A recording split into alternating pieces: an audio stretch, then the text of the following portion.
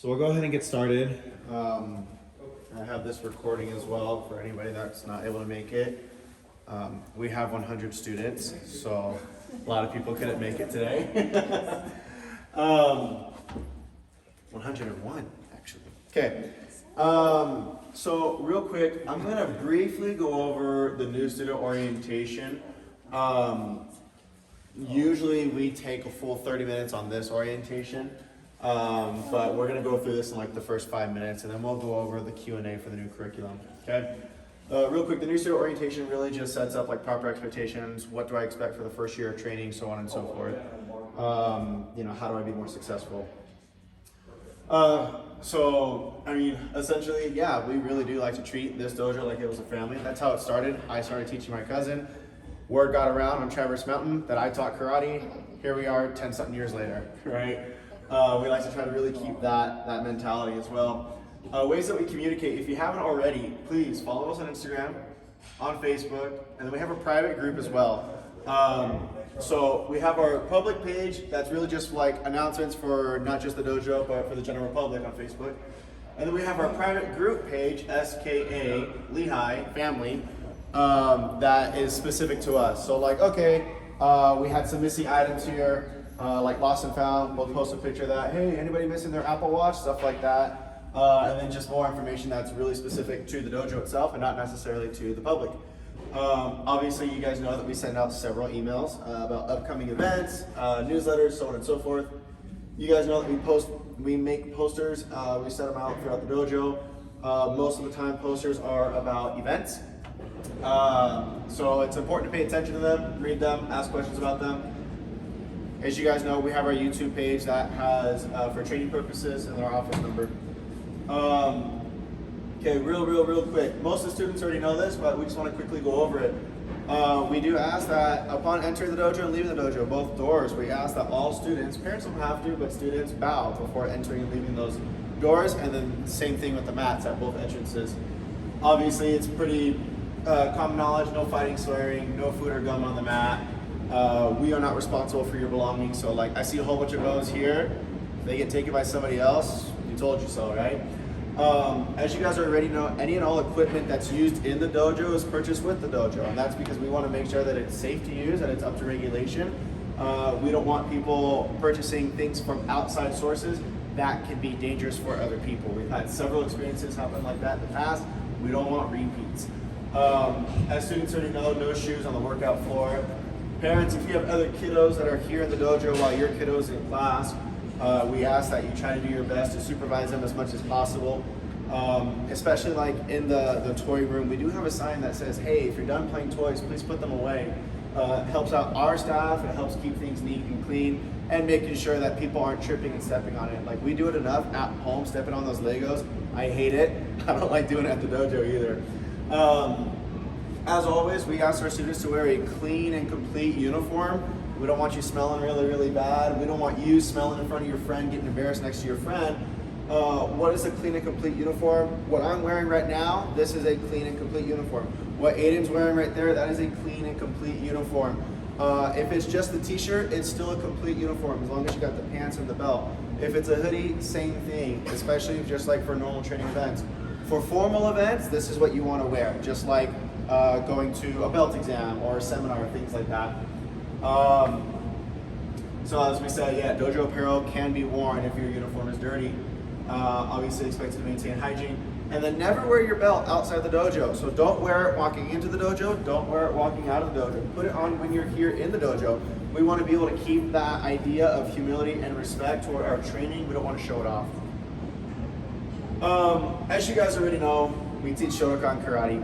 We have Jiu Jitsu classes as well. We have upgraded programs such as competition team. We take new competitors every single October. It's like a tryout essentially. We have private lesson packages as well, and then finally discounts. Like I said, we only have just a couple of brand new students here, so we're going over this real quick. If you have additional questions about the new student orientation before we do the Q&A, let us know. Okay, what do you need right now if you're in a karate class or jiu-jitsu class? Okay, you need the full white uniform. Well, sensei, I outgrow my full white uniform. I'm in a black uniform now. You need the full white uniform. Everything else is in addition to. right? Like what Aiden's wearing right now is perfect, it's great, but he knows that he has to have his full white uniform, especially when we do special and formal events. You need your sparring gear and required weapons. So Tiny Tigers, Little Dragons, ages 7 and under. Your bow, your nunchucks, your kamas. Youth adult beginners, ages 8 and over. For the beginner rings, bow and nunchucks. Intermediate rings, in addition to bow and nunchucks, also your kamas. And by the time you're at Aiden's belt, which is way the heck up there, you're starting to get more and more weapons as you're progressing, right? Quickly, for those that don't know what Jiu Jitsu is, in my opinion, perfect complement to karate. Working with, we're defending ourselves standing up. Well, what the heck happens when I go down to the ground? How do I be more comfortable with that? It's not just either or. You can combine those programs. A lot of times parents are like, well, I want something more self-defense based for myself. I'm not really interested in doing what the kiddos are doing, but I want something more self-defense based for myself. That's where Jiu Jitsu comes into play, because it is solely focused on the self-defense portion of martial arts versus learning the forearms, all the traditional aspects that we do in karate. As you guys know, the word of the week is super duper important to me and to our staff. We try our absolute best to keep focusing on the word of the week and to bring it home as well. We tell the kiddos, hey, write down the questions on a piece of paper, write down your responses to those questions, turn it into that black band. I briefly talked about competition team, tournament team. You do not need to be on competition team to compete in a tournament. You can compete in a tournament and not be on competition team. That is fine. You're just not going to get that training, right? So if you're really interested in doing tournaments, like I said, we take new tryouts every single October. So we are already set for 2023 season, but for new competitors for the 2024 season, October is the month to say, hey, I'm interested, I want to try it out. The difference between just competing in a tournament and being on a competition team is the training and the preparation. There's a huge difference between just running on the track, having a good old time, and then doing it competitively, right? It's the same thing here in the dojo. As you guys are all aware, we have parent night outs. All of these special events are for bonding experiences for the kiddos. I thought it was so cool that we had so many bonding experiences with me and my friends in the karate classes. My best friends growing up were my karate friends. And it was thank you to events like this. That's what they're for, to give your kiddo a chance to interact and mingle with other kiddos in the dojo. We see each other all the time, let's get to know each other, right? Plus, things like parent night out, I mean, it's in its name. I want to give you guys a night out, we watch your kiddos. They sell out fast. We did just send out an email explaining that right now we are doing an early bird special for February's. So on February 17th is our next one. It's going to be a video game night. So instead of $30, it's $20 right now if you guys are interested. Belt exam. So we're going to talk about this a little bit more in detail when we go over our Q&A. But essentially, those who have been through a belt exam, you understand that, okay, if I'm in karate, I need at least 3 stripes to be able to test. I'm going to receive a parent report card. That parent report card gives you guys a chance to kind of voice your own input on how you feel your child is doing, not only within the karate class, but at home too. So my kiddo is constantly being a little snot at home. I don't want to reward bad behavior. I want to help them out. Our next belt exam is on February 24th and 25th. That's a Friday and Saturday. Typically we do the kiddos the Friday evening. And we'll go over what it is that we need to do. Just make sure that when you test, you have your full white uniform, you have your current belt, you have all the required weapons that are necessary for your ring, and your sparring gear. You have to have those things, otherwise you're going to be missing out a ton during the belt exam. Now, lastly, we offer birthday parties. So Claudia and her son Isaac, you just signed up for your 3rd birthday party in a row this year, right? It's apparent that our birthday parties are freaking amazing. We love doing birthday parties here. We actually have one happening this weekend as well, on this Saturday. We take care of everything for you. We do the setup, we do the cleanup, we get the pizza, we get the drinks, we do all the games, we entertain the kids, they get to break boards, they have tons of fun, they get to cut a cake with a samurai sword. Like, we have so much fun, and you don't have to do a single thing. We even make your own invitations. So we do 3 different options, and in fact, what we're adding this year to our birthday parties is on the 3rd option, you get to customize what type of decorations you want to do. So instead of just the generic karate party, hey, I want to do a Nerf war theme at the karate dojo. We can do that for you guys too. So we really get to customize it and personalize it to you guys. If you are interested in knowing more about the birthday party options, let us know. I asked, give me like a month in advance before you want to schedule your birthday. I had somebody call me one time, Jordan, can you do a birthday tomorrow? And I was like, no, sorry, it's just not gonna happen. I can't even do that for my own son. So it would be really, really difficult because I want to give you guys the right birthday party, not one that just comes up within 30 seconds, right? I want to make sure that it is worth it and memorable. So that's what we typically go over for brand new students who are in the dojo. They're in their first year of training. Now let's go over what you guys all came here for. If I can find it. There it is. There it is. It's not what I want. That's what I want. Okay. So real quick, this is what these little journals and stuff are going to look like. Everyone is different according to the program that you belong to. So if you're 4 and 5 years old, you belong to the Tiny Tiger program. If you're 6 and 7 years old, you belong to the Little Dragons program. If you're a part of the youth adult program, meaning 8 to 12 years old, or older, I should actually say, 8 to adult, you are a part of the beginners program when you first start off. If you're over the age of 8 and you are now a green belt and above, you're a part of the intermediate program. So how do you, Aiden? 13. What? 13. 13. This would be his packet. Totally different than these ones. And I'm going to explain how to fill that out and everything and why we decided to do this. I had a couple parents like, what was wrong with the pass-off sheets? I'm going to tell you what was wrong. First of all, reasons why we needed to adjust and what we were noticing and experiencing, and we wanted to fix it for you guys and your kiddos. We started noticing that students were going up to the older classes and they were not prepared. We had these 8-year-olds jumping into the beginner class, and these yellow belts and orange belts were better than these brand new 8-year-old green belts. They were not prepared for the class. We started noticing that some students were staying at the same rank for way too long, being at the same belt for like 8, 9, 10, 11, 15 months even. Like, what's going on? How come we're still staying at that rank forever? We started noticing that some, not all, but some students were not taking the initiative and were not taking accountability for their own training.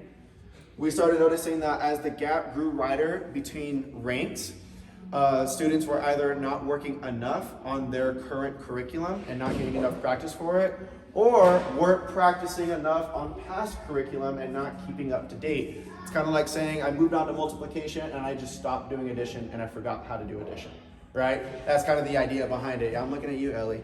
I'm just kidding. That's what's happening. We also noticed that classes were not as inclusive as we wanted them to be. We started noticing, oh yeah, white belts, go ahead and sit down. Yellow belts are coming up. It's been 10 minutes. White belts have been sitting down for 10 minutes. What the heck is up with that? So we started noticing these things and we needed to fix it, right? So this new curriculum and organization is gonna, one, help our kiddos be more responsible.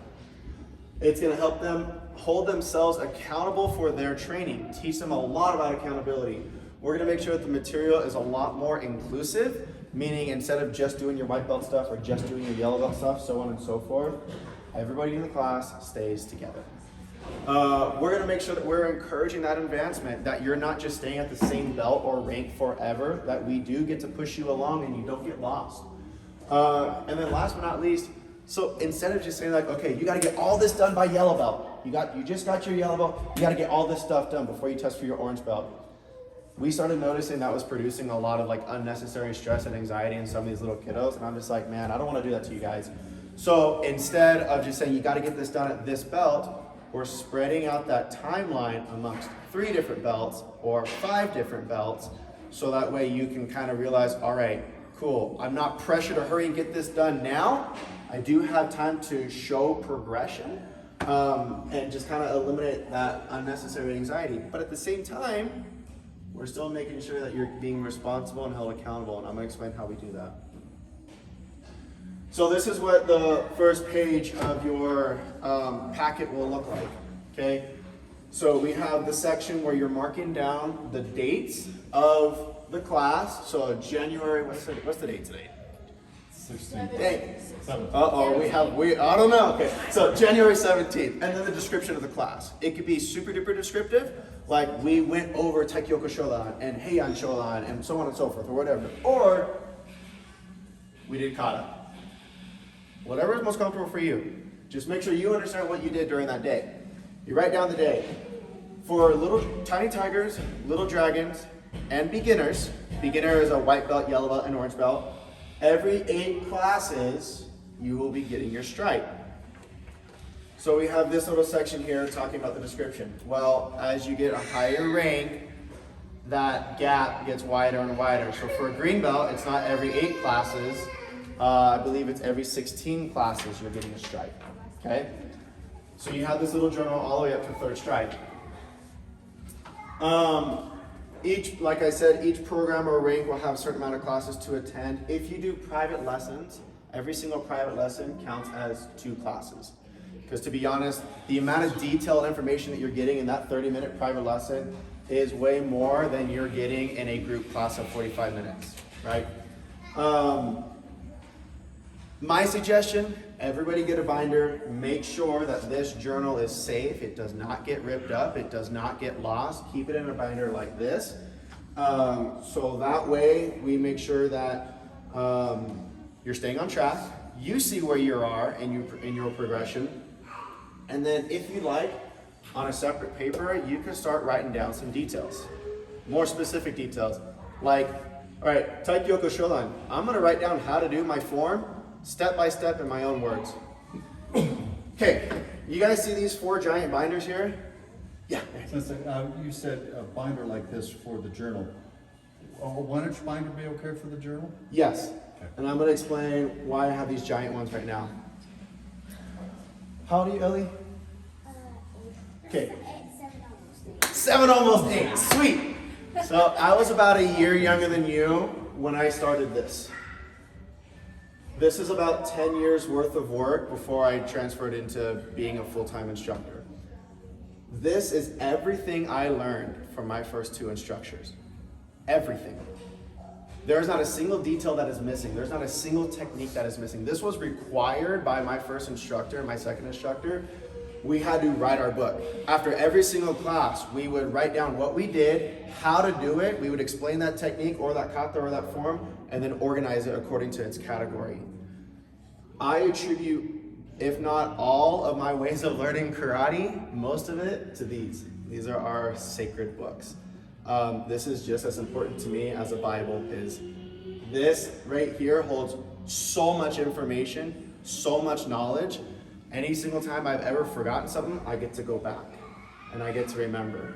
And it was so cool being able to start that at such a young age, seeing how I grew, and then obviously like, okay, the way that I wrote when I was 7 years old versus 29 years old, a little bit different. You get to rewrite it later on. But this is what I mean about being detailed. And if you guys want to look through those books later on, you absolutely can. So if you want to be more detailed, other than just like a little tiny line, go for it. I encourage it. In fact, I guarantee you're going to learn a lot more and you're going to be a lot more proficient in your training if you do write down and explain in your words how to do what we did. Okay, let's see here, going back to my notes so I don't get lost. Okay, so what does this mean for your kiddo? I had parents saying like, well, they already have 1 or 2 stripes, so what do we do now? Okay, everything's going to transfer over. Most students, they've already actually accomplished what they need to do for their next stripe. So if you currently have 1 stripe, most of the students are going to be getting their 2nd stripe by the end of this week. And then just start from there. Like, okay, I got my 2nd stripe. Boom, did it. Now I'm on that little last section of fulfilling those classes, attending the classes, writing down the descriptions, until I can get my 3rd stripe and I'm ready to test. Same thing for the kiddos that already have their 2nd stripe. Most of those kiddos are already going to be getting their 3rd stripe by the end of this week. So you're not losing track, you're not losing progress, we're actually just continuing to move you forward. Okay, so what if you attend all the classes? You got all 3 stripes. You don't know a single thing. You're super lost. You're not being responsible with your training. You're not practicing. Maybe you don't deserve to test because of your behavior at home. We're not going to let you test. Just because you got 3 stripes, that qualifies you, doesn't mean you get to. because we want to make sure that the attitude is still there. We want to make sure you still earn your right to be on the exam list. So no, this isn't, okay, we're just going to keep pushing you. You got your classes, let's keep pushing you, let's keep going. Still earn it, still practice. And if we aren't seeing progression in your training, we're going to have a conversation with parent and kiddo. What's going on? How come we're not getting better? What are we not doing at home that we could be doing to progress?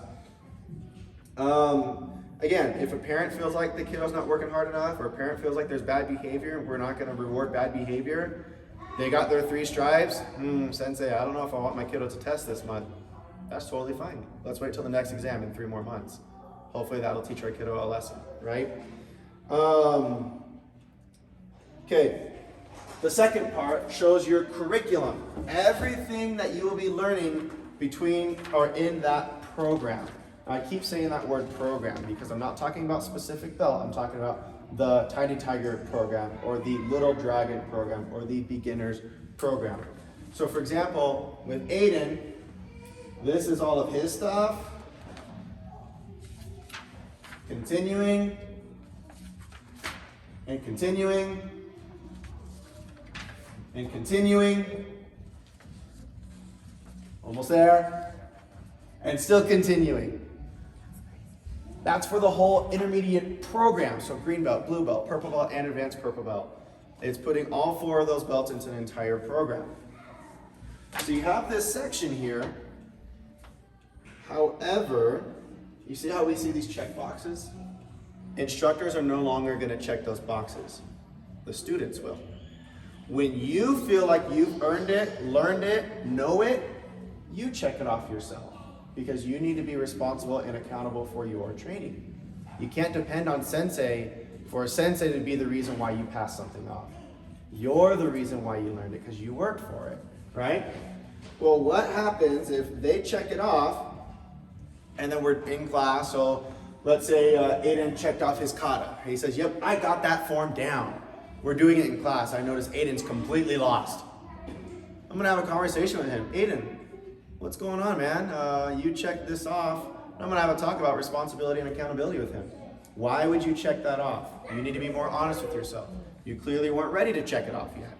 So it's really having a really honest conversation with yourself as a student. Do I actually know this? If sensei says, show me roundhouse kick, and I know exactly what that roundhouse kick is, check. Not too sure yet. That's fine. Don't worry. Keep progressing. The checklist will restart at every single belt. It's the same exact checklist for white belt, yellow belt, orange belt. Same exact checklist for green, blue, purple, advanced purple, so on and so forth for every single program. However, you don't need to complete the entire checklist. And that is because at the end of this journal, there's a little section that says belt exam prep. And every single belt exam prep is different depending on your program and your rank. So if you are a Tiny Tiger white belt, your belt exam prep will be this. If you are a Tiny Tiger yellow belt, your belt exam prep will be a little bit different. Essentially, it's just taking a small chunk out of the entire curriculum and saying, hey, by the time you test, we want you to have a good knowledge and understanding of at least this section, right? So we're not pushing them super duper hard to be very, very proficient in each skill. We still want to see progress because we understand that they're still kids, right? When I was training as a 13-year-old, I was in the dojo 6 days a week, 3 to 4 hours every day. That is very different than minimum 2 days a week, 45 minutes each class. It's very different now than what it used to be. So with that being said, we got to understand what type of expectations we can actually help with or put on these kiddos and help them progress. So as I said, each belt exam prep is going to be different depending on rank and program. We want them to have a decent understanding of it. Obviously, if they don't understand it at all and they're not progressing, they haven't shown that they're getting better, they're not going to test. But if they are, they're showing that they've gotten better. Their front kick went from something like this to here. It's not great, but it's better and it's improving. I want you to test because you are improving. I want you to move forward. Okay. We are restructuring the belt layout for Tiny Tigers and Little Dragons, and this is why. We had way too many Tiny Tigers and Little Dragons move up into the older classes, and they were way behind. They had a really, really hard time. It was either, oh, now I need to figure out what it's like to train with older kids, or I'm in this class because, to be honest, the Tiny Tiger and Little Dragon curriculum is a little bit more watered down and simple than the regular beginner curriculum if you were to start at 8 years old. The standards are different between Tiny Tiger to Little Dragon to a youth adult beginner. The standards do increase. So instead of only having three belts to learn your fundamentals, we spread it out into 7 belts. Here. So Tiny Tiger belts will look something like this. It's a white belt with a colored stripe down the middle. Little Dragon belts will have a solid belt with a white stripe down the middle. So, for example, Ellie, you're a Little Dragon. What color is your belt right now, sweetie? Orange. Okay, so Ellie is a Little Dragon orange belt. Your next belt will be a Little Dragon green belt. Essentially what we're doing is we're taking the first 3 belts and we're spreading them out, spreading out all of that curriculum. So if I were to look at the Little Dragon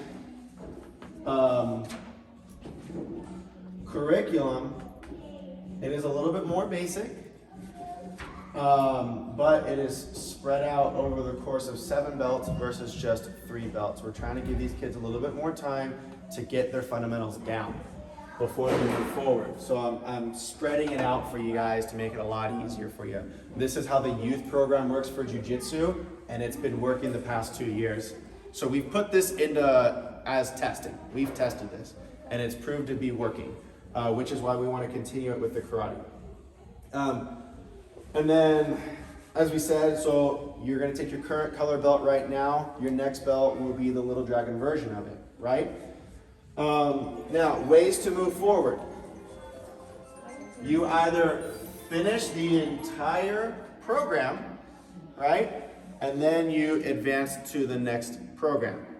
So I know you're about to turn 8, so I'll explain that in just a second. Let's say you're 6 years old right now, okay? She gets through the entire thing. She completes the entire Little Dragon program. Even though she's not yet 8, she will still go into the beginner's program because she finished what she needed to finish. It's kind of like a precursor or a prerequisite to get into the beginner program if you're younger than 8 years old. Or the day you turn 8 years old, you go into the next class anyway. Okay? So you can be a Little Dragon green belt, not yet have finished these next ones, so you either age out or you advance forward according to your rank. Okay? Any questions on how that works? Alrighty.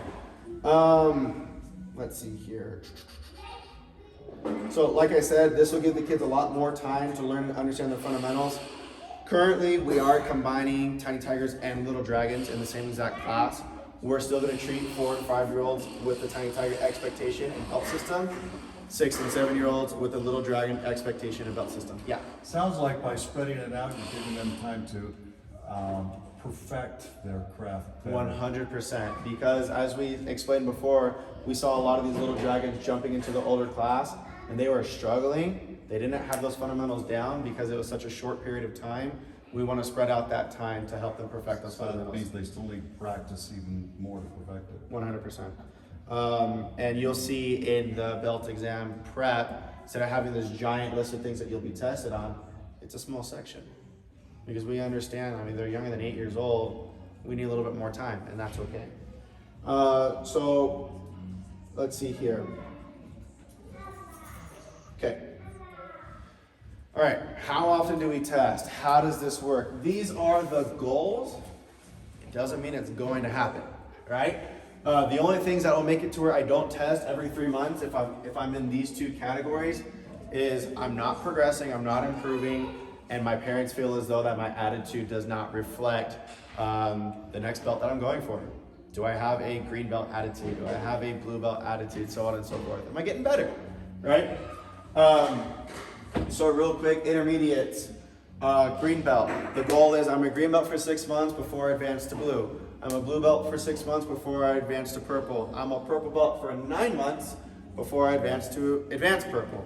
I'm an advanced purple belt like Mr. Eden for at least 9 months before being able to qualify for his first brown belt. What's your question? I was saying, what if you missed the test? What if you missed a test? So we always have makeup exams, right? Now, if it's like I'm 10 lessons behind and the test is this week, there's no way I'm gonna be able to make it. Either A, that's okay, wait another 3 months. It's about your training. It's not about the color around your waist. B, there are the other options. Can I attend some extra classes? Can I do some private lessons that count 2 for 1? Stuff like that as well. So essentially it's you saying, I want this, what am I willing to do to accomplish it? And that's just like anything else in our life with goals. Like me, I want to be debt free. What am I willing to do to accomplish it? I want to get an A on my next report. What am I willing to do to accomplish it, right? Okay. Now, oh no, that's not what I wanted. Go back. You are right there. Perfect. So students like Aiden that have been with us for several years, black belt is now in sight. You can see it. It's getting close, right? What does it take to get a black belt?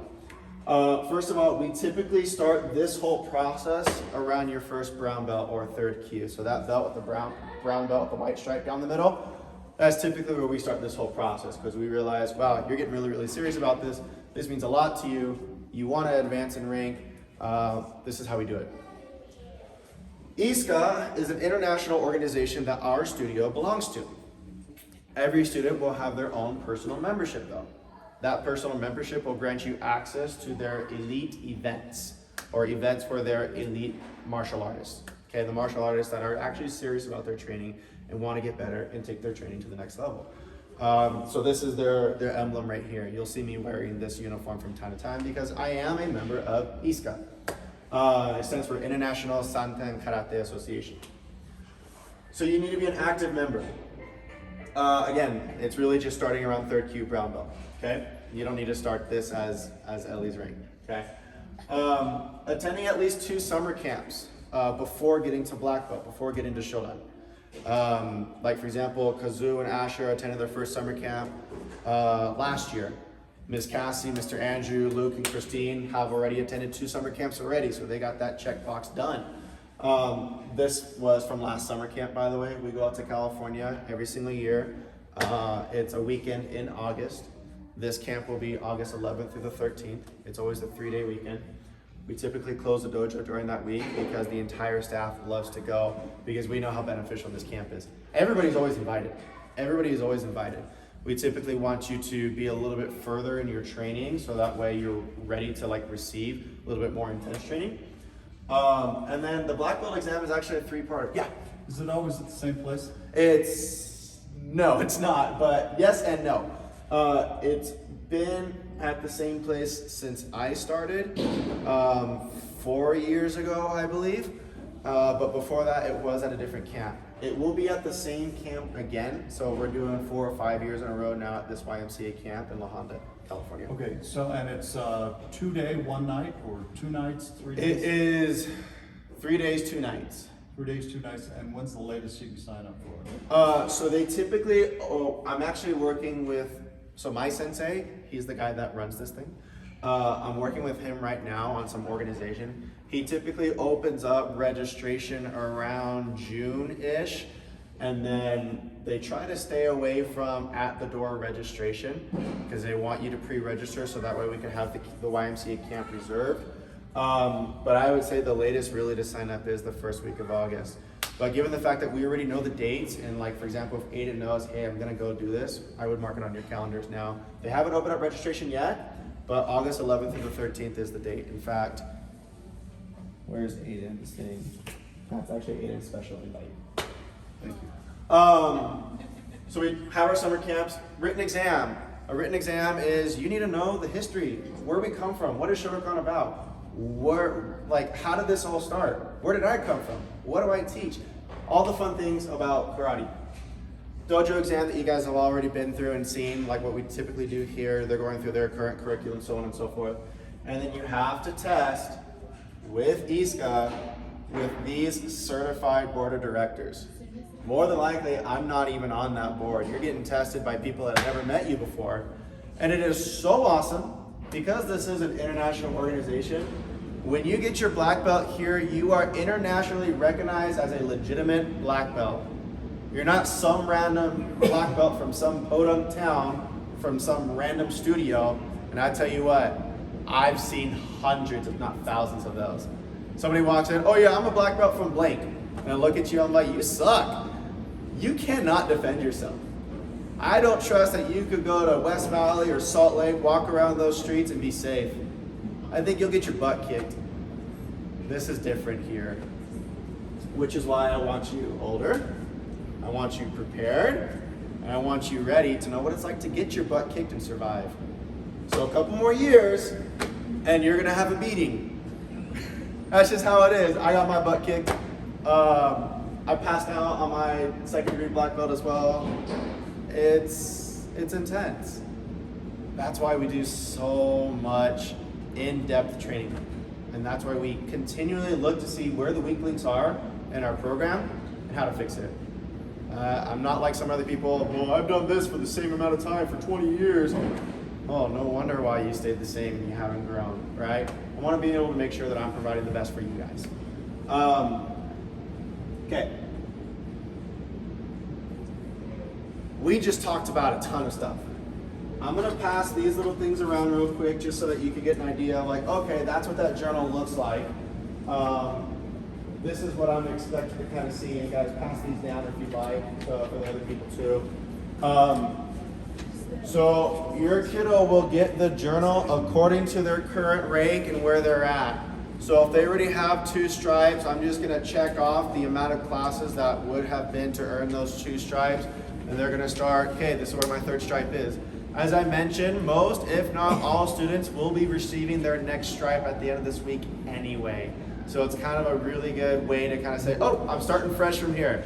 Sweet, right? Like, according to this, Aiden's already had the necessary amount of classes to receive his 1st stripe anyway.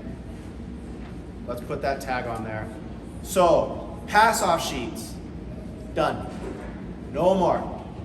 It is not a pass-off sheet. The closest thing related to the pass-off sheet is where it says your program and its curriculum, and it's you checking the box. Yep, I know that. I know what that is. You check the box, not us. That way I want to make sure that you're able to learn how to be honest with yourself, how to take accountability and responsibility for your training. Any questions, guys? There's a lot. When it says green intermediate, that means green and up. So that specific packet would be for a green belt, right? And then so Aiden's will say advanced purple, and you'll notice it requires more classes per stripe for an advanced purple belt than a green belt.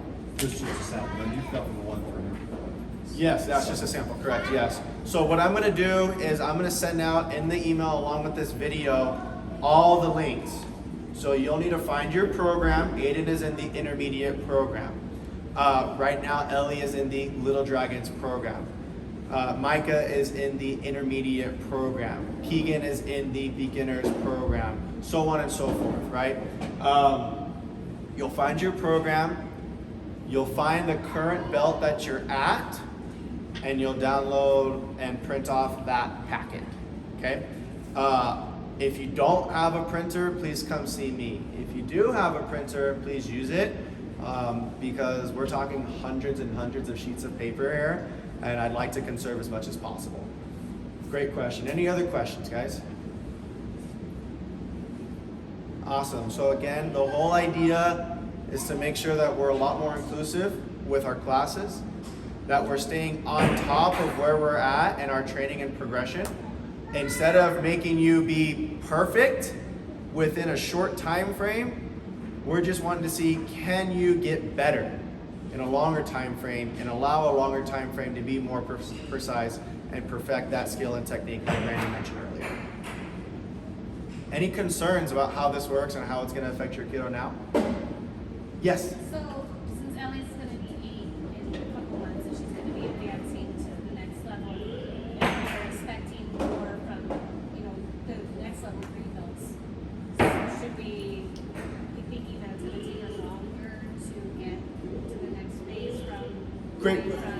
Great question. So Ellie specifically is killing the game, right? Ellie specifically is killing it. Wesley, same thing. He was killing it, which is why I'm like, why the heck isn't he in the older class?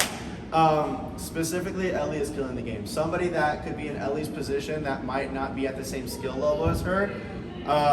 It's like, okay, yeah, I turned 8 years old. I'm still not quite ready for that beginner's class. I know, and I feel really bad. I wish we could have started this before. But the idea is, let's start now. We're gonna get better. Some of us are gonna feel like that we're still behind going from 7-year-old to 8-year-old classes. That's okay. Don't worry, because the way that the beginner class is also structured, similar to the Tiny Target Little Dragon, she's still gonna have more time to perfect those motions. And she's building a strong foundation. 100%. Don't get frustrated. Yeah. Don't get frustrated. Just be perfect. I'm just kidding. You're doing great, sweetie. Yes, Aiden. How do I advance to the adult class? How do you advance to the adult class? Great question, because typically we say when you're 13 years old, you're going to go into the adult class. I do take into consideration one very important aspect, and that is your size. You'll get hurt if you go into the adult class. A lot of the other kids are a lot bigger and stronger than you, and I don't want you to get hurt. You might know more than them, but when it comes to sparring, you're going to get hurt. So I do take size into consideration when it comes to that, because your safety is my priority. Now, if it's at a point where you've gotten your brown belt and you're still smaller than everybody else, I'm going to put you in the adult class regardless. I was 11 years old when I got my brown belt. I had been doing karate for like 6 or 7 years at that point already. My instructor's like, bro, go. Because he knew I wasn't strong enough, I wasn't big enough, but I was faster than everybody else. So sure, I'm fighting this adult, and they hated me because I always kicked their knees. But but I knew enough. And I would say that's the determining factor is like, yes, you're 13 years old, but I really take size into consideration. But if you're still 13 and you got your brown belt, I'm gonna push you forward. Solid brown or novice? The novice brown, the first brown belt. Yep. Or, okay, I'm 15 years old, I'm tired of hanging out with these kids, I'll also push you along because I understand not everybody's gonna be 6 foot, 200 pounds, right? We're all different. But I just wanna make sure because I look at where some of these advanced purple belts are right now, and I'm also looking at some of these green belts in the adult class, you'll get hurt, and I don't want you to get hurt. Okay, so it's for your safety. Great question. Any other questions, guys? You guys are all, oh, yes. When you're talking about getting hurt, is it just sparring or is there other aspects of karate where there's physical Exercises too. Okay. Yeah, meaning some of our favorite exercises is I get to stand here and you get to hit me in the stomach over and over and over and over again and I just take it. I don't want to teach you just how to punch somebody. I want to teach you how to get hit by somebody. A lot of parents say that's scary. Yeah, I didn't Absolutely. know. Like as a beginner, I'm like, I don't know. As a beginner, 100%. Okay. I'm talking about people that have been doing this for several years now, right? Even in the beginner karate class, we don't do too much of that. He's talking about the advanced karate, the advanced adult class. That's what he was referring to. So just watch Karate Kid 2. Well, yeah. That's Yeah. like, when did you start picking up on these? Yeah. Cobra I mean, Kai, that was show y'all that. Mike, That's one one of of Mike the famous- Tyson's famous quotes, everybody's got a plan until they get punched in the face. I want to make sure you still have your plan when you get punched in the face, because it's going to happen. I think one of my favorite moments was we were in a tournament back in September. Asher, who's Aiden's age and size, he's in the tournament, he's sparring. The kid just throws this clean, beautiful kick right to Asher's face, and Asher goes, boom! Yeah, and I was so proud of him. He took the hit like a real champion. He got kicked in the face really, really hard, and he was like, and? I thought that was really cool. He didn't fall down and cry and give up. He showed that if this were a street fight at school where the bullies aren't going to stop, I know Asher would have handled himself in that situation. Yeah. Do you wear sparring gear for the competitions? For the tournaments, yes, but they don't wear headgear. Because for certain age groups, 14 and younger, there's zero contact to the face. Like zero. That's why. Adults, so what? I'll get hit, whatever. It's just a different mentality. It's not as crazy as the UFC though. There's a reason why we still have 80-year-old karateka competing. And then what's the oldest person in the UFC? Like maybe 40, and then they're done. Yeah, karateka we typically last twice as long. Karate practitioners is what I mean by that. Any other questions? Okay, out of the 101 students that we have, consider you guys yourselves awesome. We have 101 students and you guys made it here. Thank you so much. I appreciate you guys' dedication. Like I said, look out for that email. It's gonna take me a minute to upload this because this is a long video. Look out for that email. I'll send all those requirements to you guys. Sound like a plan? Thanks, guys. If you had my papers, please send them back on the cubbies or whatever. Those are just demonstrations. Thanks, guys. Thanks, Sensei. Yeah, we'll see ya.